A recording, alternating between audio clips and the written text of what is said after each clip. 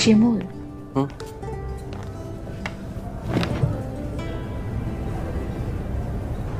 কখনো যদি নিজের মনের কথাগুলো বলতে ইচ্ছে করে,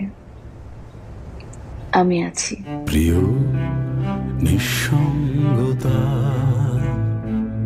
এসো রেস্তোরাঁর নিভু আলো, আসি।